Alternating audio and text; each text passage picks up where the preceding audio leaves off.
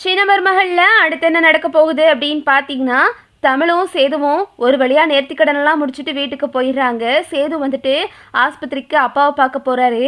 சனாசி கேட்குறாரு, என்ன சேது ஒரு மாதிரி சோகமாக இருக்கு அப்படின்னு கேட்கும்போது, இல்லை சித்தப்பா, இந்த மாதிரி அப்பாவுக்காக நேர்த்திக்கடன் செஞ்சேன் அப்படின்னு சொல்லும்போது, என்னையா சேது இப்படியாயா உடம்ப போட்டு வருத்துவ அப்படின்னு சொல்லிக்கிட்டு இருக்காங்க.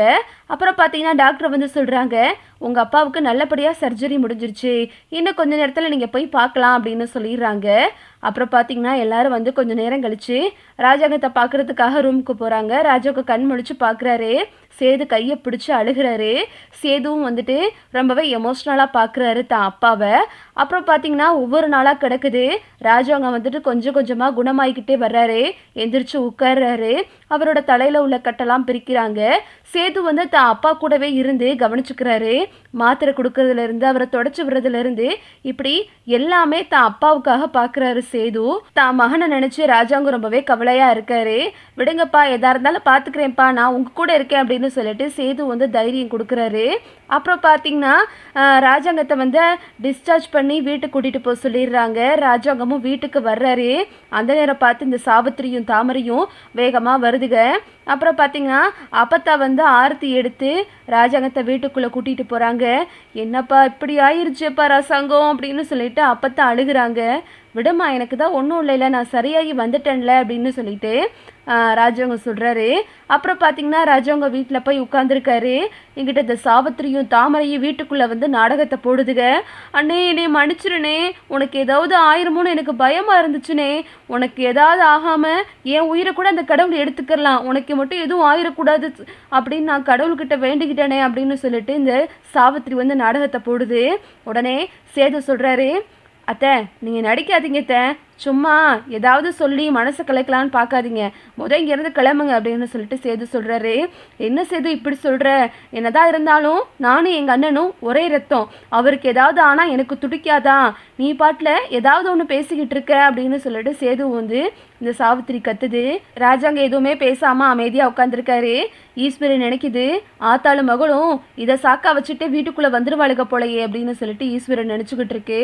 அப்புறம் பார்த்தீங்கன்னா எங்கிட்ட சாவித்திரி நினைக்குது, நான் எப்படியாவது இதை சாக்கா வச்சு வீட்டுக்குள்ளே வந்து காட்டுறேன் அப்படின்னு சொல்லிட்டு சாவித்திரி ஒரு பக்கம் நினச்சிக்கிட்டு இருக்கு. அப்புறம் பார்த்தீங்கன்னா அதே மாதிரியே இந்த சாவித்திரி போய் தாமரை கிட்ட சொல்லுது, தாமரை இப்போ உங்க மாமா குணமான சந்தோஷத்துல ஒட்டுமொத்த குடும்பமும் இருக்கு, இந்த சமயத்துல போய் நம்ம கையில காலில் விழுந்து இந்த வீட்டுக்குள்ள எப்படியாவது போயிடுவோம் தாமரை அப்படின்னு சொல்லிட்டு மகளை கூட்டிக்கிட்டு இந்த சாவித்திரி வருது. சன்னாசி கிட்டையும் அப்பத்தா கிட்டையும் போய், அண்ணே எனக்கு இந்த மாதிரி இங்கே தங்க கஷ்டமாக இருக்குனே, எவ்வளோ அனலாக இருக்கு பாருண்ணே, எனக்கு உட்காரவே முடியலனே, தயவு செஞ்சு எங்களை வீட்டுக்குள்ளே விடுங்கண்ணே அப்படின்னு சொல்லிட்டு சாவித்திரி கேட்குது. அப்புறம் பார்த்தீங்கன்னா தாமரையும் வந்து நாடகத்தை போடுது. மாமா வெளியே இருக்கவே முடியல மாமா, தயவு செஞ்சு எங்களை மன்னிச்சு ஏற்றுக்குங்க மாமா அப்படின்னு சொல்லிட்டு தாமரையும் வந்து சீனை போடுது. அப்புறம் பார்த்தீங்கன்னா சன்னாசி சொல்கிறாரு, சரி சரி போங்க, ஆனால் எதுக்கு எடுத்தாலும் அண்ணன் முன்னாடி போய் நின்றுக்கிட்டு அவர் தொந்தரவு பண்ணிக்கிட்டே இருக்கக்கூடாது அப்படின்னு சொல்லிட்டு சன்னாசி சொல்லிடுறாரு. சரிண்ணே இது போதுனே அப்படின்னு சொல்லிட்டு எல்லாம் உள்ளே போயிருதுங்க. அப்புறம் பார்த்தீங்கன்னா எங்கிட்ட வந்துட்டு தமிழ் கிச்சனில் சமைச்சிக்கிட்டு இருக்காங்க. தமிழுக்கு ஒரு மாதிரி கொமட்டுற மாதிரி வருது. தமிழ் வேகமாக போய் வாந்தி எடுக்கிறாங்க. என்னாச்சு தமிழ், என்னாச்சு அப்படின்னு சொல்லிட்டு வசந்தி எல்லாரும் வந்துடுறாங்க. அம்மா, எனக்கு காலையிலேருந்து 2 தடவை வாந்தி எடுத்துட்டேன், இப்போது 3ஆவது தடவை வாந்தி எடுக்கிறேன், அது மட்டும் இல்லாமல் தலையெல்லாம் சுத்துதுமா அப்படின்னு சொன்னதுமோ வசந்திக்கு வந்து சந்தேகம் வருது. அடியே, நீ தலைக்கு குளிச்சு எத்தனை நாள் ஆச்சு அப்படின்னு வசந்தி கேட்குறாங்க. ஆமா 45 நாள் தள்ளி போயிருக்குமா அப்படின்னு சொன்னதுமே வசந்தி சொல்கிறாங்க, அடி லூசு சிறுக்கி, இதை முன்னாடியே சொல்ல வேணாமா அப்படின்னு சொல்லிட்டு வசந்தி வந்து பொன்னாத்தாவை கூட்டிகிட்டு வர சொல்கிறாங்க செல்லப்பாண்டிக்கிட்ட சொல்லி. அப்புறம் பார்த்தீங்கன்னா தமிழ் சோர்வாக உட்காந்துருக்காங்க. பொன்னாத்தா வர்றாங்க. என்ன தமிழ், ஆள் பார்க்கவே ஒரு மாதிரி சோகமாக இருக்கியே அப்படின்னு கேட்குறாங்க.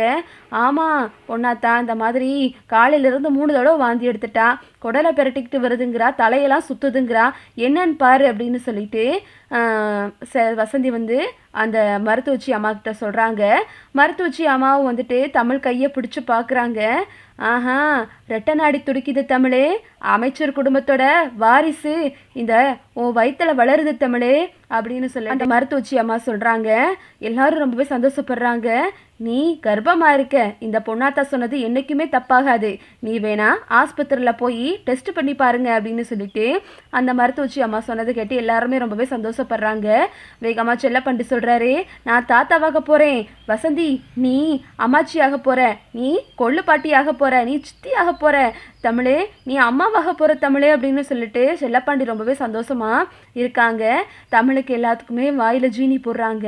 அப்புறம் பார்த்தீங்கன்னா தமிழோட அப்பத்தா சொல்கிறாங்க, தமிழே இந்த சமயம் உன் புருஷன் இல்லாமல் போயிட்டானே தமிழே, நாங்கள் சொன்ன போய் இப்போ உண்மையாயிருச்சு அப்படின்னு சொல்லிக்கிட்டு இருக்காங்க.